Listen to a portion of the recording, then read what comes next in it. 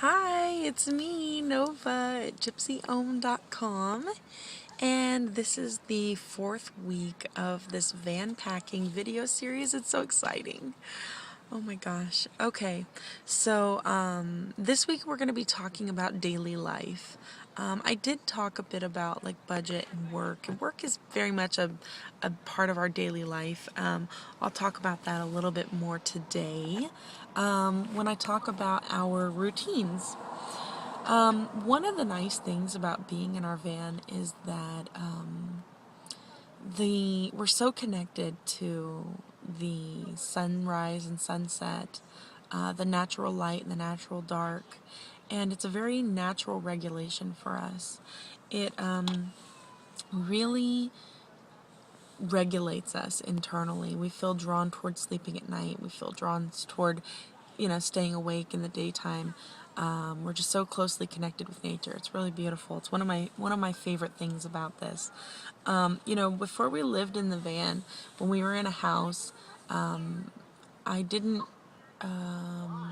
I felt drawn toward routines, and sometimes we would do them, but when we're in our van, gosh, we let go of so much crap and just got so connected to daily living, just really being, really living in the raw, living in the moment, being very present. And we felt light enough that we actually were able to really create some routines that have been incredible for us. They're very much our anchor and our foundation and our stability in this lifestyle because, they talk a lot about, I should say not they talk about, but that it's often a concern for people that they want their children to have stability. And the stability that we have is in our routines. The view outside our windows and the places that we go change all the time, but our routines are the same. Our interactions with each other are the same. Things like that do create the stability that we all need.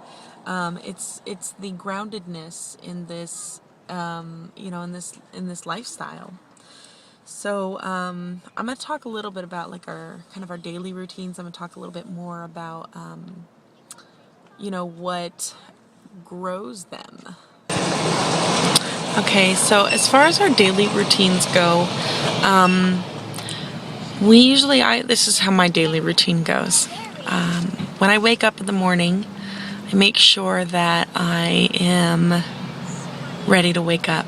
I make sure I check in with myself, make sure I've had enough sleep, that I'm feeling good, that I'm feeling ready for my day.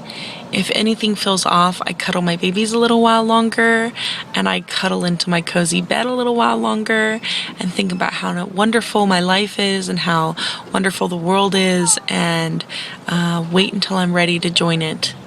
That's the very first thing I do every day. When I am ready to get up, I usually will come sit in the front seat for a while. I really love waking up very early in the morning, like 4 o'clock in the morning, and taking like 3 or 4 hours to myself before my kids wake up to really do some work and some like business work and some personal work and do some like meditation and whatever. Sometimes if we're like parked near a park, or if I feel like I'm gonna drive to a park or something, I might do some yoga or something like that, some stretching and whatnot. We love to drink chai tea in the morning. Sometimes I'll have some chai to myself while I'm journaling, or whatever it is that I like to do in the morning. Once the kids are awake, we greet each other with exuberance. We are so happy to see each other every morning. The kids love to play peekaboo. They pretend like they're sleeping, and then they'll jump up and, be wide awake, and they like to come and try to scare me or whatever. In which case I wrap up whatever it was I'm doing. We greet each other, give each other hugs and kisses and snuggles and whatever it is we need.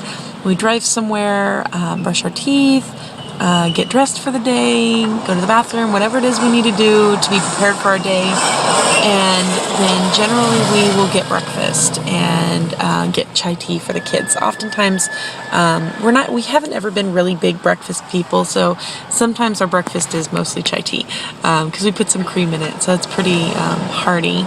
And then like maybe the kids will have some fruit or a hard-boiled egg or something like that. But yeah, so we'll do breakfast, and then after that, recently what we've been doing is going to the library, and we'll go to the library, and I will work. The kids will use the computers and whatnot. I'll take some time to do whatever work I need to do. It's usually about an hour to 2 hours or something like that. And then we go get lunch, and then we'll come to the park and the kids will play, or maybe we'll go somewhere else and do something else. And then usually towards the evening we'll do dinner, and maybe we'll go back to the library or whatnot. It kind of depends on if there's community events going on, if we are spending time with friends, if we go on something that's kind of like a field trip, like we went to the science center a few days ago, and so we kind of, we did that the first half of the day, and it was a weekend, so I didn't really work, and it just kind of depends, but we kind of generally split our days up into halves or thirds. We get fresh food every day. I'll talk more about that when I talk more about food later this week, but we, kind of eat fresh. We can sometimes spend a lot of time in the store if the kids are really into weighing things or whatnot, or they just really want to walk around and decide what it is they want. We might take more time there, and then we have less time at, this place or another, and then, we kind of shuffle our day. But generally, we tend to gravitate toward the same parks. If we're in a community for a week or more, we'll find like the best parks with like really fun kids, and we tend to go to the same park because the kids are more likely to run into the same kids and, establish friendships that are meaningful to them. And oftentimes I'll meet really cool parents that I can hang out with also. And just kind of get plugged into new communities. So yeah, I hope that explains a little bit about routines. Another thing I did want to mention in routines, and I actually kind of mentioned that in the beginning, was kind of what fuels our routines, are our needs. We're very clear about what our needs are. When you live in the raw like this, I keep talking about living in the raw. Living in the raw to me means that it's very much in the present, that there's not a lot of stuff that we really need to, it hasn't been, how do I word it? Like it's not really heavy. We don't live a heavy life anymore. We let go of all that weight and stuff, and we're just like really light, and we just are like in the moment. We just live, and whatever happens right now, we just kind of process it as it comes, and and we just do it. It's like the difference between eating like a salad over like I don't know, something that's heavily processed. I don't know. It's just this lightness of being. And so we're really in tune with our needs. We're really clear on what it is that we're needing, whether it's movement or stillness or quiet or joy or fun or excitement, or if we're really feeling drawn toward more learning experiences, or if we're really feeling like we want to be closer to people that we know that we want to spend time with, like we might travel to go spend a week with a family that we're really close with and get that big heart time soaked in, which I'm feeling drawn toward right now, so that's why that came up.